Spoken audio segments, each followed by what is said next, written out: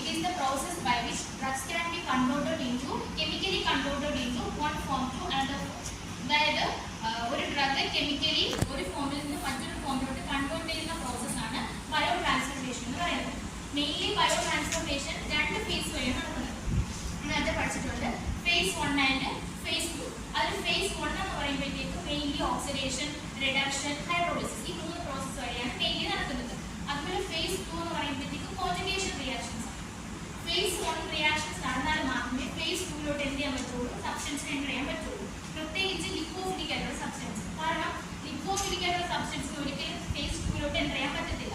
Hydrophilic ആയിട്ടുള്ള സബ്സ്റ്റൻസിന് മാത്രമേ എന്ത് ചെയ്യാൻ പറ്റുള്ളൂ, phase 2 റിയാക്ഷനിലോട്ട് എൻ്റർ ചെയ്യാൻ വേണ്ടി പറ്റുള്ളൂ. അപ്പോഴത്തേക്കും OH group, COH group, SH group ഒക്കെ ആഡ് ചെയ്തിട്ട് എന്ത് ചെയ്യും, അത് പോളർ ഗ്രൂപ്പായിട്ട് കൺവേർട്ട് ചെയ്യും, പോളർ മോളിക്യൂളായിട്ട് കൺവേർട്ട് ചെയ്യും. അതുപോലെ തന്നെ ലിപ്പോഫിലിക് നാച്ചർ എന്ത് ചെയ്യും, റെഡ്യൂസ് ചെയ്യും. ഇതാണ് phase 1 മെയിൻ ആയിട്ടുള്ള റിയാക്ഷൻസ് എന്ന് പറയുന്നത്. ഓക്കെ, അതിൽ മൂന്ന് റിയാക്ഷൻസ് ആണ്: ഓക്സിഡേഷൻ, റിഡക്ഷൻ, ഹൈഡ്രോളിസിസ്.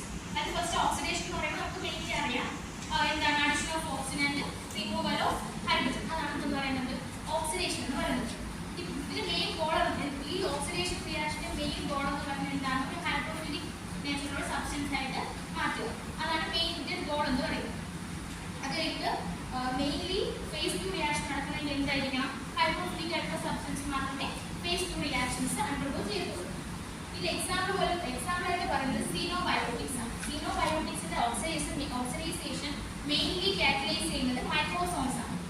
സീനോബയോട്ടിക്സ് എന്ന് പറയുമ്പോഴത്തേക്കും ഒരു ഫോറിൻ മെറ്റീരിയൽ ആയിരിക്കാം. ഈ ഫോറിൻ മെറ്റീരിയൽ ഒന്നുകിൽ ഡ്രഗ് ആയിരിക്കാം, അല്ലെങ്കിൽ ഹൈഡ്രോ കാർബൺസ് ആയിരിക്കാം, അല്ലെങ്കിൽ വേറെ ഏതെങ്കിലും ഫോറിൻ മാറ്റേഴ്സ് ആയിരിക്കാം. അതാണ് സീനോബയോട്ടിക്സ് എന്ന് പറഞ്ഞാൽ. ഇതിന്റെ ഓക്സിഡൈസേഷൻ നടക്കുന്നത് അതല്ല, ബയോ ട്രാൻസ്ഫോർമേഷൻ നടക്കുന്നത് ഓക്സിഡേഷൻ റിയാക്ഷൻ വഴിയിട്ടാണ്. ഈ സീനോബയോട്ടിക്സ് എന്ന് പറയുന്നത് ലിപ്പോഫിലിക് ആയിരിക്കും, മെയിൻലി നാച്ചുറൽ ലിപ്പോഫിലിക് ആയിരിക്കും. അപ്പോൾ കാർസിനോജൻസും അതും ഇതിൽ വരാം, സീനോബയോട്ടിക്സിന്റെ എക്സാമ്പിൾ ആണ്. മൈക്രോസോംസ് എൻസൈംസ് എന്ന് പറയുമ്പോഴത്തേക്കും അതിൽ മോളിക്കുലർ ഓക്സിജനും കാണും, അതുപോലെ റെഡ്യൂസിംഗ് ഗ്രൂപ്പും കാണും. മെയിൻലി മൈക്രോസോംസിൽ ഏതൊക്കെ നാച്ചർ കാണും, ഒന്നുകിൽ മോളിക്കുലർ ഓക്സിജൻ കാണും, അല്ലെങ്കിൽ ഏത് കാണും, റെഡ്യൂസിംഗ് ഏജന്റ് കാണും. ഇപ്പോൾ റെഡ്യൂസിംഗ് ഏജന്റ് ഇവിടെ പറയുന്നത് NADPH ആണ്. അറിയാമായിരിക്കും NADPH എന്താണെന്ന് പറയുന്നത്, നിക്കോട്ടിനമൈഡ് അഡിനിൻ ഡൈന്യൂക്ലിയോടൈഡ് ഫോസ്ഫേറ്റ്. അതാണ് NADPH എന്ന് പറയുന്നത്. അതുകൊണ്ട് തന്നെ ഇതിനെ മിക്സഡ് ഫംഗ്ഷൻ ഓക്സിഡേസ് എന്ന് പറയും.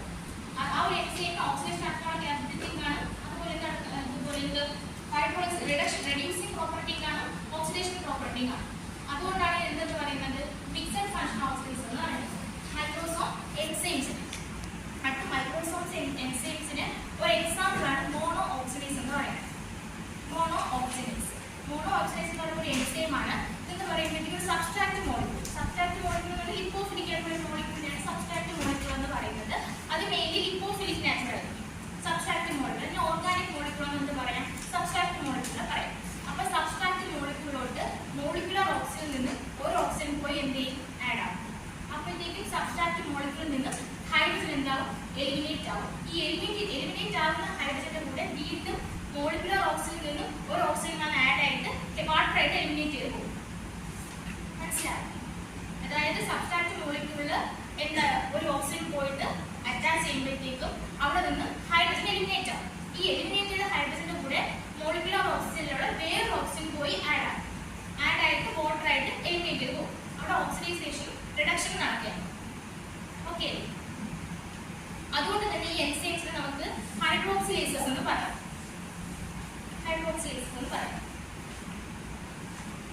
അടുത്ത മെയിൻലി ഈ ഒരു എൻസൈംസ് പ്രസന്റ് ആയിട്ടുള്ളത് ഹെപ്പാറ്റിക് സെൽസിലാണ്. എൻഡോപ്ലാസ്മിക് റെറ്റിക്കുലത്തിലെ ഹെപ്പാറ്റിക് സെൽസിലാണ് പ്രസന്റ് ആയിട്ടുള്ളത്. ഇതിന് 3 കമ്പോണൻസ് ഉണ്ട്.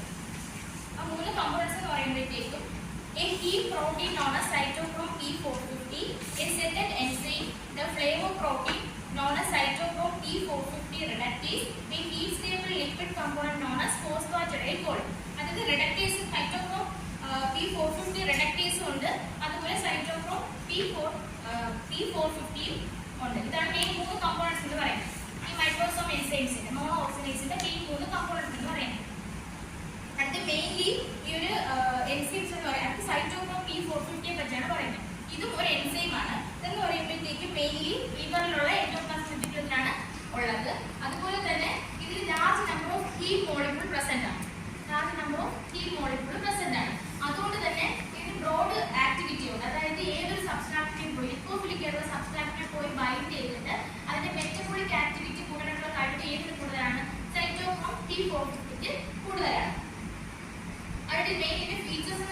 ചെയ്യുമ്പോഴത്തേക്കും ആദ്യം നേരത്തെ പറഞ്ഞതുപോലെ സൈറ്റോക്രോം P450ക്ക് എന്തുണ്ട് ഹീം മോളിക്യൂൾസ് ഉണ്ട്. ഇതെന്ന് പറയുമ്പോഴത്തേക്കും നമ്മുടെ മെറ്റബോളൈസിംഗ് ആക്ടിവിറ്റിക്ക് എന്താണ് എസെൻഷ്യൽ ആണ് ഹീം ഗ്രൂപ്പ് എന്ന് പറയുന്നത്. അതുപോലെ ഇത് റെഡ്യൂസ് ചെയ്ത് ഈ എൻസൈം റെഡ്യൂസ് ചെയ്തതിന് ശേഷം കാർബൺ മോണോക്സൈഡ് റിയാക്ട് ചെയ്തിട്ട് ഒരു കോംപ്ലക്സ് ഫോം ചെയ്യും. മനസ്സിലാവുന്നു? ആദ്യം സൈറ്റോക്രോം P450ക്ക് ഒരു ഹീം ഗ്രൂപ്പ് പ്രസന്റ് ആയിരിക്കും. ഈ ഹീം ഗ്രൂപ്പ് എന്ന് പറയുന്നത് കാറ്റലിറ്റിക് ആക്ടിവിറ്റിക്ക് എസെൻഷ്യൽ ആണ്. എന്നിട്ട് ഇത് റെഡ്യൂസ് ആവും. റെഡ്യൂസ് ആയതിനു ശേഷം കാർബൺ മോണോക്സൈഡ് റിയാക്ട് ചെയ്തിട്ട് ഒരു കോംപ്ലക്സ് ഫോം ചെയ്യും. ഓക്കെ, കോംപ്ലക്സ് ഫോം ചെയ്യും. ഇതെന്ന് പറയുമ്പോഴത്തേക്കും 450 നാനോമീറ്ററിൽ മാക്സിമം അബ്സോർപ്ഷൻ കാണിക്കും. 450 നാനോമീറ്ററിൽ മാക്സിമം അബ്സോർപ്ഷൻ കാണിക്കും. അത് കഴിഞ്ഞിട്ട് പറയുന്നതെന്ന് വെച്ചാൽ